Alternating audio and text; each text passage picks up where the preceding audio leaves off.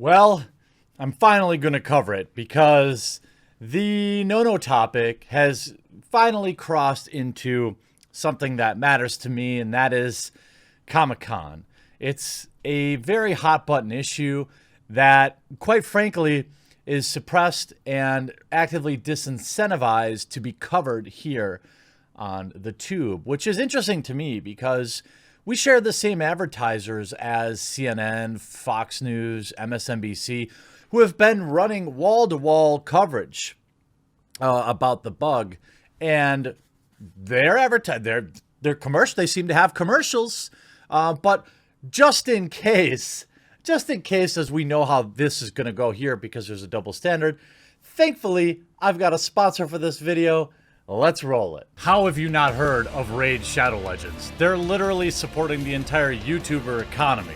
What I like about the game is it's a dark fantasy style RPG that's not only free to play, but now offers a PC version along with cross-platform play. What's new this month? Well, how about the brand new Battle Pass? The highly anticipated Battle Pass Season 1 is live, and you can win awesome rewards, including free energy refills, gems, upgraded artifact sets by fulfilling the daily and weekly challenges. Speaking of cool stuff, right now gamers can get cool content drops free for Amazon Prime subscribers. Log into Raid Shadow Legends and sign up before March 8th to claim 5 Ancient Shards and 4 Rank 4 Chickens. So go ahead and download the game. You'll be getting your own extra rewards right here in your inbox in the next 30 days only. The links are in my description box as well as the pinned comment. And if you're a new player, you can get 100,000 silver and the free champion, Hexweaver. I mean, look at this cool champion you're going to get for free. Let's get into the video. All right. I know. But very, very thankful to be able to have folks who don't care what videos their stuff goes in. Now, Ethan Klein made a pretty strong statement yesterday on Twitter about Seattle Comicon and its quote-unquote refusal to cancel over the utter hysteria that is being spun up on Twitter and on mainstream media. Look, I've tried to broach this topic on Twitter, and I have just been overrun with people. It seems like there's one of two camps. You're either not scared enough or you don't know enough. There's no room, at least from what I can tell, in the conversation of rational response. And I want to say that, of course, it's fine to be concerned. Of course, it's fine to be smart. I probably would be avoiding this convention if I was in the area or whatever, but that's about it. I think the facts of things have been completely advertised. It's basically just, the news, if it bleeds, it leads. That's what we're running into here. And I understand that there are viewers of mine that, think there's more to the story, and maybe there is. But right now, to me, it's very similar to literally every year there's another funny name outbreak that everyone should be afraid of. There's the bird one, and then there's the sarcastic one, and I get it. This one is dangerous, but again, when we look at the facts surrounding it, yes, it is dangerous for old people and people who are of diminished immune system. We can look here. It's even funny if you go to the BBC, the way they're reporting it, see how huge the implication here is. If you're 80 plus, the rate is 100%, right? But it's actually 14%, which is obviously very high, but not much higher than anything else, any other flus in that age. If we go down to anybody under 40, it's like what I would guess is at or below 1%, which means 99% of people are fine. Now, again,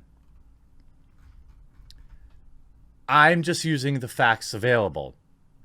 It's entirely fine if you want to just avoid these type of things, all right? Have I adequately covered my butt, all right? I don't want to make anyone mad. Ethan Klein tweets out yesterday, Comicon's refusal to cancel Seattle convention in mid-March despite being the epicenter of the bug in the U.S. They are bringing 100,000 people from around the country. This will be an absolute disaster if not stopped. Tags in the mayor as well as, I don't know who this is, public health scientist. I mean, really? You're taking in political figures? People can make their own decision. And let me just give you an example maybe of how I'm looking at it, okay? 100,000 people, convention. I think the overwhelming reason to not go is many of the artists and things like that have already canceled. That's more of a reason for me to cancel than the worry about getting sick. 100,000 people, right? That's a crazy number in one building. What if I told you that 140,000 people go in and out of the Seattle airport every single day? And that number is likely increased since these are from March 12th, 2019. SeaTac Airport is Washington's sixth largest city, smaller than Bellevue, larger than Kent. Our region, traffic, travelers, and airport itself are all moving fast and changing constantly. In 2018, with an average of 136,000 passengers a day, that's 2018. It's reasonable to assume that number is closer to 150,000 in 2020. That's every single day. And there are 10 other airports that do those kind of numbers in this country. I'm sure Atlanta does those kind of numbers. I'm sure Colorado does those kind of numbers. I'm sure New York City's airports do those kind of numbers. Okay, so Comicon is no different than any airport in this country. So if the argument is there's a number of people there and we need to shut it down, then you might as well shut the airports down too. In fact, it would probably be more effective to do so. I wonder if Ethan Klein would support cutting off all flights from foreign countries. You know what I mean? This seems weird. Now, again, the convention itself, they're already offering refunds as of yesterday. Emerald City Comic-Con event organizers offers ticket refunds, still plans to host the event. Why wouldn't you? In the very same city, you have significantly more people coming in and out of just your airport every day. What about NBA basketball games? Should you shut that down? What about NFL games? What about college football games? All these, with the exception of NBA because they're smaller stadiums, but there are many college football stadiums that hold 100,000 people, many NFL stadiums that hold 100,000 people. Should we cancel that too? Why Comic-Con? It's weird to me. Again, I understand wanting to be safe on your own. And they're coming out and saying Emerald City Comic-Con organizer Reed Pop has relaxed its typical no refunds policy for attendees who wish to cancel their tickets. But they're going to continue to host the event. Following Monday's announcement, the convention will go ahead as scheduled. ECCC's management will offer a refund form to fans who don't wish to attend. Quote, knowing that no two fans are alike, we have decided to make an exception for our no refunds policy for fans who are unable or uncomfortable attending this Comic-Con in light of current events. We here at Reed Pop remain dedicated to running Emerald City Comic-Con. The release continues, but understand that not everyone is going to be comfortable with that decision. Okay, I think that's fine. And you see, again, I'm not saying that you're crazy for not wanting to attend. I'm saying that let's spice a little perspective on that. Every airport in this country, every major sporting event, big city Walmarts probably have 50,000 people coming in and out the door every day. And they're certainly not wiping everything down with Lysol. I can guarantee you that. How about public transportation? The trains in Atlanta and other cities. I get making a personal decision, but to demand they cancel this event does not seem logical to me. I mean, it seems I understand why people might want it to be, but there's just, where does it end? Are we going to hide in our houses until the next scary thing happens?